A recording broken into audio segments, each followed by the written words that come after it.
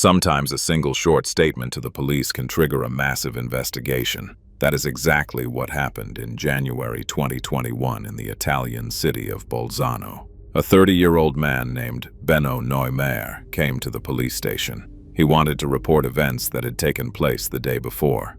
At first glance, there was nothing unusual in his story. Police officers hear such stories quite often, but very soon it became clear that some details did not match. And the more investigators checked his words, the more questions they had. At that moment, no one yet knew that this statement would become the beginning of a story that would shake the entire country. This story began in September 2019, when Nadine Reiter, who was finishing her studies in Innsbruck and planning to return to Neu-Ulm near Munich, Germany, met 29-year-old Benno Neumayer. Benno seemed like the perfect man to Nadine. Gentle, polite, attentive, cheerful, and quite attractive. She felt like she had hit the jackpot. It's no surprise that just 3 or 4 months after meeting, they moved to Bavaria and started living together. In Germany, Nadine got a job as a nurse. The young man was also studying to become a nurse, but soon dropped out and started his own YouTube channel. His channel focused on sports and health, how to do squats, how to naturally increase testosterone levels, and similar topics. At first, the channel brought in very little income, and Benno couldn't even contribute to paying for the apartment. However, he didn't try to find another job.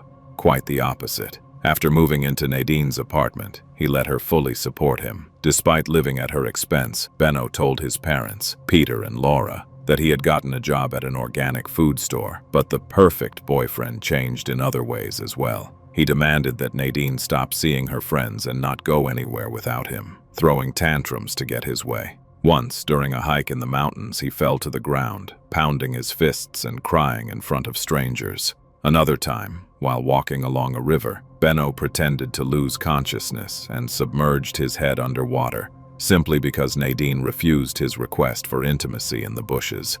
At some point, Nadine grew tired of the exhausting relationship and went to spend a weekend with her parents without inviting Benno. He didn't forgive her for those 48 hours of neglect and called her, threatening to end his life right then and there. Benno was especially skilled at manipulating Nadine by convincing her he was in poor health, despite all medical tests showing he was completely healthy. He insisted he had stomach pain and even put himself on a diet of tea, rice, and broccoli. However, it soon turned out he wasn't following any diet at all. In July 2020, Nadine accidentally discovered that Benno had used her credit card and spent a significant amount of money on organic food. Not only had he taken the card without permission, but he had also hidden the groceries and eaten them himself, unwilling to share with her. Nadine was outraged and decided to kick him out of the apartment. To make sure Benno wouldn't pull any tricks, she invited a friend, a physically imposing young man, for support. Benno had no choice but to call his parents, Peter Neumayer and Laura Perselli, who drove 7 hours to pick up their son. However, Nadine and Benno reconciled, and his parents ended up driving another 7 hours back home. The reconciliation didn't last long. The relationship between Nadine and Benno came to an end after a strange incident that occurred just a few days after their argument over the organic groceries. Nadine was at work when she received a message from her boyfriend claiming that he had been attacked and beaten by her friends, including the large man who had been at their apartment a few days earlier. Benno supported his claim with a photo showing his face visibly swollen, with a black eye and an abrasion on his cheek. Seeing the image, Nadine couldn't believe her eyes. She immediately called one of her friends and demanded an explanation, but he told her he knew nothing about any attack. He hadn't even seen Benno that day. In reality, Benno had made the whole thing up. He took blood, likely from his own arm, and injected it under the skin beneath his eye to create a bruise. As for his cheek, he had simply scraped it with sandpaper. Clearly, Benno was trying to manipulate Nadine, force her to do as he wished, and drive a wedge between her and her friends.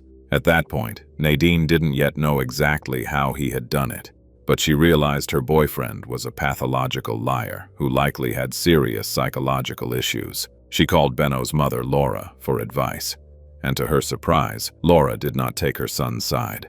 The woman confirmed that her son could indeed behave strangely and advised Nadine to be careful. These words only made Nadine more uneasy. When she returned home, she was mentally preparing for a serious conversation with Benno. But when she opened the apartment door, she heard that Benno was in the bathroom.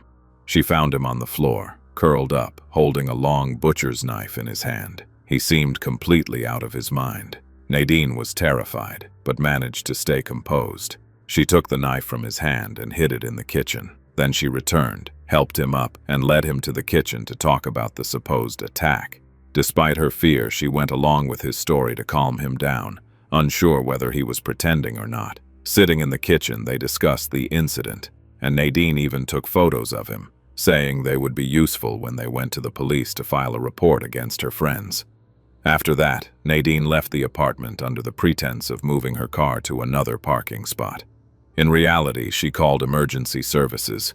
The police arrived first, but after hearing what had happened, they took Benno to the hospital, where doctors diagnosed him with paranoid schizophrenia. Naturally, after that, Nadine wanted nothing more to do with him. She refused to let him return to her apartment or her life. She quickly informed Benno's parents about what had happened. Laura and Peter contacted the hospital, and German doctors confirmed the troubling diagnosis. Their son was suffering from schizophrenia. Only then did they finally understand the reason behind the strange behavior they had sometimes noticed in him. German doctors advised his parents to transfer their son to a psychiatric facility in Bolzano, Italy, close to their home. But Benno refused. All he could think about was how to reconcile with Nadine. He flooded her with messages, insisting that his strange behavior had been caused by a parasite he had supposedly picked up in Indonesia. According to him, it wasn't his fault, and therefore there was no need to seek medical help. Of course, Nadine didn't believe him. Meanwhile, Laura and Peter didn't want to abandon their son, so they invited the 30-year-old to move in with them in their apartment in a prestigious area of Bolzano. Realizing that their son had no intention of getting treatment, they found him a job at a private German school. Benno had no teaching qualifications, but his parents, both former teachers, apparently used their connections, and he was hired as a substitute math teacher. Things weren't going well at work. Benno couldn't imagine his life without Nadine and was determined to get back to her. According to his colleagues, he sabotaged the workflow and didn't get along with other teachers. Overall, he could hardly be described as a model employee. The school principal repeatedly called him in over frequent absences and lateness. Each time, Benno had some bizarre excuse. For example, on one occasion he claimed he needed to take a few days off to recover psychologically after his girlfriend had taken her own life. This, of course, was untrue, but it showed just how far his lies could go. Benno's behavior worried Laura so much that she sometimes fell into despair. She confided in her best friend, saying that her son was a good person, but that there was a little beast inside him that made him act cruelly. But what more could his parents do? They allowed him to live with them completely free of charge. They took care of him. They even found him a good psychiatrist, whom he refused to see. Despite all this, Benno was never satisfied. He wanted to return to Germany but couldn't, and he took out his anger on the people closest to him. Laura even admitted to her friend that she and her husband slept in a locked room because they were afraid he might attack them at night. Meanwhile, Benno still couldn't accept that Nadine no longer wanted to see him. She made it absolutely clear, both to him and to his parents, that if he showed up at her home again, she would call the police. Peter and Laura were in a difficult position. Of course, they couldn't allow their son to end up in prison, and they did everything they could to prevent him from going to Germany. So yes, they were quite strict with Benno, but it was for his own good. That was the family's life for 6 months after Benno returned from Germany, until January 5th, 2021, when he walked into a police station in Bolzano, accompanied by his aunt and uncle. The three of them came to report that they had been unable to contact 63-year-old Peter Numer and 68-year-old Laura Perselli since the previous day. Benno explained that the day before, he had gone out to walk the dog, and when he returned, his parents were not at home. This didn't seem unusual to him, as they were very active people who loved hiking in the mountains and continued their walks even in winter. So that evening, he calmly left the house and spent the night with an acquaintance. However, when he returned, his parents were still not in the apartment. He, his younger sister Made, and his mother's sisters, who lived nearby, had all tried unsuccessfully to contact Peter and Laura. Their phones, apparently, were switched off. The police took the couple's disappearance very seriously, especially considering that just a few days earlier, a landslide had occurred not far from South Tyrol, near Bolzano. Officers assumed that the couple had gone on one of their usual mountain walks and might have had an accident. After all, landslides can significantly affect mountain trails, and if that was the case, every minute mattered. A search team was immediately assembled and began combing the routes that Peter and Laura usually took, including the banks of one of Italy's largest rivers, the Adige. The search involved drones, military personnel, and rescue dogs, with an unprecedented deployment of resources. But there was no trace of the couple. It was as if they had simply vanished. Of course, the officers checked the location of their phones. In fact, that was one of the first things they did. But the phones were indeed switched off. Both were last active on January 4th and appeared to be moving toward a bridge over the Adige River. The only difference was that Peter's phone went offline at around 5 p.m., while Laura's shut down closer to 9 p.m. Police searched the area around the bridge but found neither the missing couple nor their smartphones. While the search was ongoing, the police questioned the couple's relatives and friends, including Benno, his younger sister Made, and Laura's sisters Carla and Elisabetta, who lived near Laura's home. One detail stood out. Made, who lived in Germany, said she was very close to her parents. They spoke on the phone every day, sometimes several times a day. She explained that on January 4th, the day before their disappearance was reported, she had spoken to both of them, first to her father and later to her mother. Peter was shopping at a store during the call, while Laura was visiting her 96-year-old mother, Benno and Made's grandmother, who had just been discharged from the hospital. Their conversations were completely normal, just casual everyday chats. But after that, both parents stopped responding. Made called them and sent messages, but there was no reply, and her calls went straight to voicemail. At first, she wasn't worried. Her parents were very active and often spent time away from home. Besides, their grandmother had just been released from the hospital, so she assumed they might have gone to visit her and simply forgotten their phones. Overall, Made expected them to call her back later, but they didn't, not even the next day. Unable to calm her anxiety, on January 5th, Made called her brother, with whom she didn't get along very well. Benno replied that he couldn't know where their parents were because he wasn't at home. He was out walking the dog. He reassured her, saying that their parents had probably gone on a hike in the mountains and that there was no reason to worry. However, Made had a bad feeling that she couldn't shake. She called one of her parents' neighbors and asked her to knock on Peter and Laura's door, hoping they had already returned. The neighbor did as she was asked, but who opened the door? Benno, supposedly walking the dog. He seemed completely unconcerned about his parents' disappearance. When the neighbor told Made that Benno was actually at home, a chill went through her. She realized something was seriously wrong. Made then called her Aunt Carla, who lived nearby, and asked her to go check what was happening. Carla and her husband went to Peter and Laura's house and found only Benno there. As the neighbor had said, he seemed completely unconcerned about his parents' absence and assured his aunt that they would be back soon. But Carla wasn't about to give up so easily. Peter and Laura had been unreachable since the previous day, which was unusual. Moreover, it struck her and her husband as odd that they hadn't taken their car with them. One might argue that a mountain walk doesn't require a car, but it was January in Bolzano, a northern Italian city surrounded by the Alps, where it's very cold this time of year. The couple usually acted prudently and would take the car just in case. Carla and her husband were even more surprised when Benno claimed that he was using the car. Given how many cars he had already damaged in his 30 years, Peter and Laura had never allowed him to drive. Considering all this, Carla and her husband spent several hours trying to convince Benno to go to the police. Finally, losing all patience, Carla told her nephew that she was going to the police station with or without him. Benno reluctantly agreed to go with her. And so, on January 5th, accompanied by his aunt and uncle, he finally went to the police. Carla had to press him to actually report the disappearance of his own parents. In the following days, the police learned about some unusual behavior by Benno and analyzed his mobile phone data. Here's what they discovered. On January 4th, at around 9:30 p.m., his phone connected to a cell tower in the small town of Vadena, about 40 kilometers from Bolzano. His phone was then turned off for 10 minutes before being turned back on. The police found this suspicious and focused their search on that area, specifically near the Videna Bridge. They were now looking not only for Laura and Peter, but also for any biological evidence that something had happened to them. On January 22nd, 18 days after Peter and Laura went missing, officers found traces of blood on the Videna Bridge and in the snow nearby. The blood belonged to Peter. It was discovered at the location where his son had been on the evening of January 4th.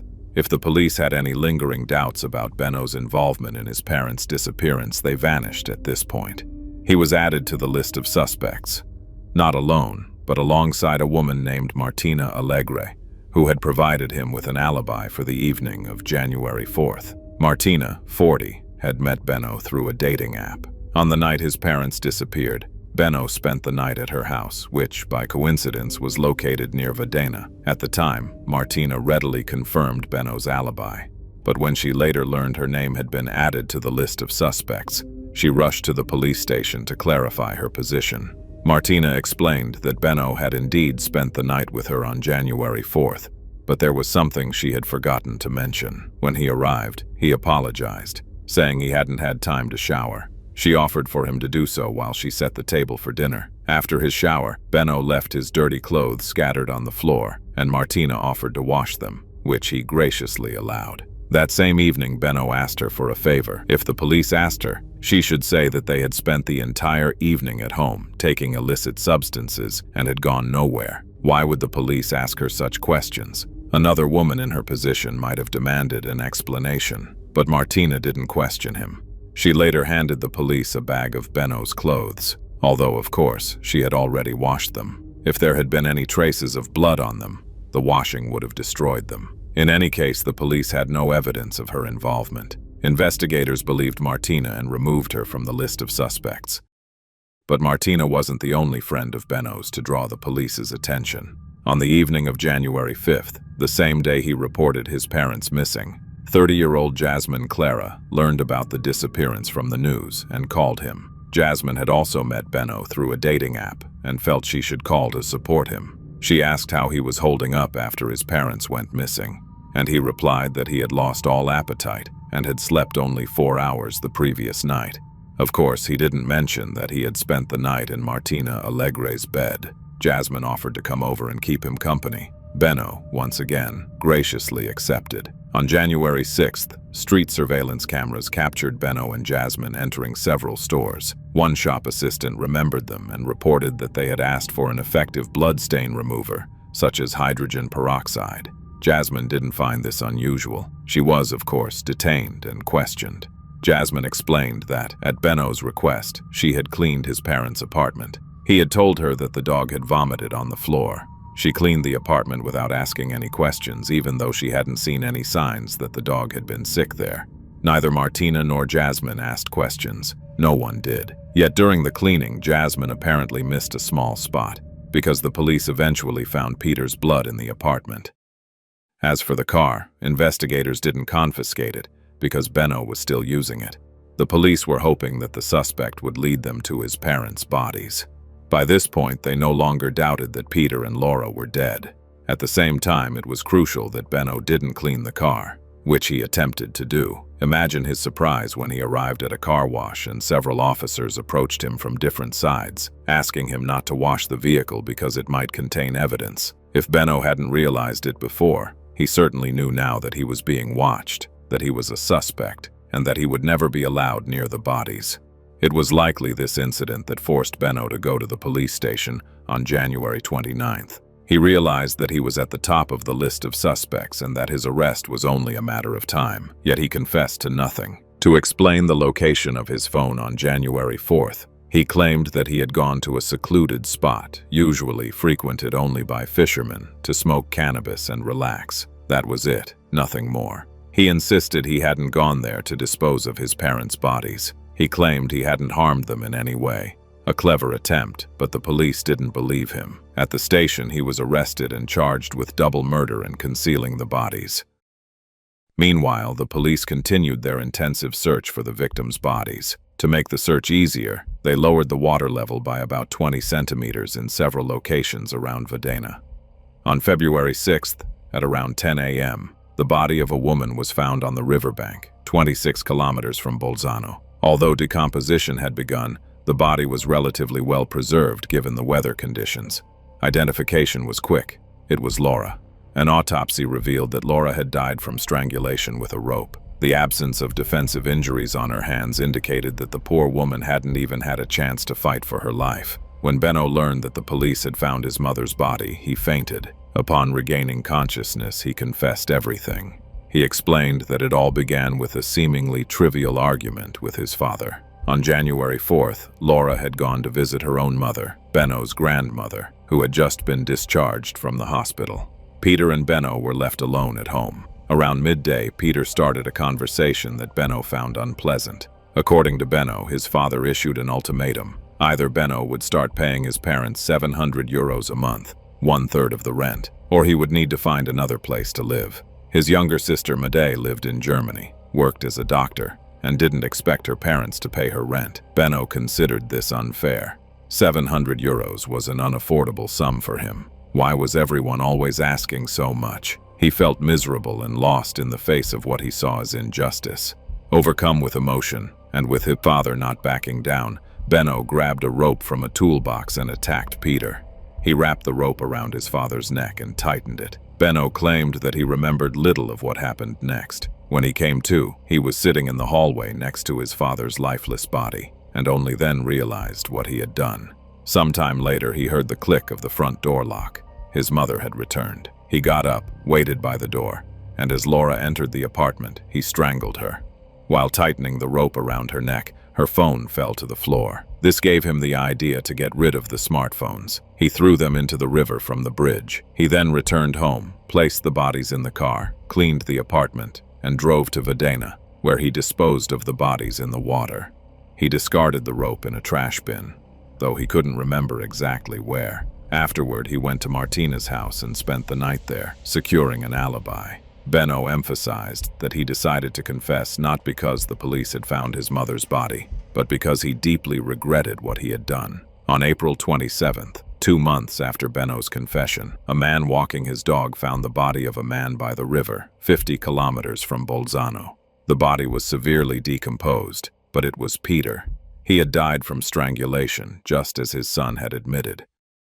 Of course, Benno underwent a psychiatric evaluation. Unlike the German specialists, Italian experts concluded that he did not suffer from paranoid schizophrenia, but rather from narcissistic personality disorder, combined with antisocial personality disorder. In other words, he was either a psychopath or a sociopath. According to the Italian experts, this meant that Benno had likely faked the episode in Nadine Ryder's apartment in Germany to make people believe he was schizophrenic. The trial began in March 2022. Benno confirmed his confession to the murders, so there was nothing new there.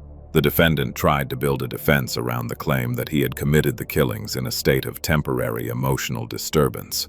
While that might apply to the murder of his father, it could not explain strangling his mother several hours later, when he had already calmed down, clearly showing utter hatred toward her. Benno and some relatives testified that he had always had a difficult relationship with his mother. This wasn't limited to the 6 months he lived with his parents after Nadine had kicked him out of her apartment in Germany. Family relations had long been troubled. While calm and balanced, Peter often knew how to reach his son. Laura tended to belittle him, constantly comparing him to his younger sister. Madej was intelligent, well-educated, and quickly established herself as a doctor.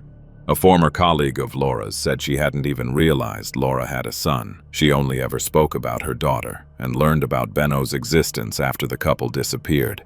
Benno, struggling to find his place in life, could never measure up to his successful younger sister. He felt humiliated. No matter what he did, it was never enough, especially for his mother. Witness testimony from Benno's schoolteacher was also telling. Many years earlier, she noticed troubling behavior in Benno and spoke to Laura about it. Laura admitted that once she had caught her son raising a knife over his sleeping sister. The teacher recommended consulting a child psychologist, but Laura refused. Previously married to a psychologist who had taken his own life, Laura had been so traumatized that she didn't want to deal with the situation. Instead, months later, she sent Benno on a holiday to Bali with a shaman to exorcise his demons. After that, she never considered professional help, until he was hospitalized in Germany. It remains unclear what exactly became the final trigger for Benno: financial disputes, neglect from his closest family, or their refusal to help him reconcile with Nadine. Likely it was a combination of factors. What was clear during the trial was that Benno Numer had suffered from serious psychological problems since childhood. It seemed that the time had come for him to receive proper treatment in an appropriate clinic. However, the court was not convinced. In November, Benno was found guilty and sentenced to life imprisonment, including 1 year in complete isolation from other inmates, a strict measure in Italy. His appeal was unsuccessful, and the verdict became final. The court's decision brought some relief to the family, particularly Made, who had demanded that her brother never be freed. She testified on behalf of the prosecution, noting the cruel irony that her mother had always said she felt safe when Benno was at home with Peter, because her calm and balanced husband could always reach their son. They never argued, and yet look how things ended. Incredibly, even after his arrest and conviction, Benno still retained admirers. Women charmed by him flooded social media with messages of support and love. Yet what he truly needed was not love notes, but professional psychiatric care. Benno Numer was mentally ill. It hadn't appeared suddenly. The signs had been there long ago. And still, not only he, but those around him had ignored his behavior. Whether he deserved prison or should have been sent for psychiatric treatment remains a complex, bittersweet question. The Italian court made its ruling, but not everyone agrees with it.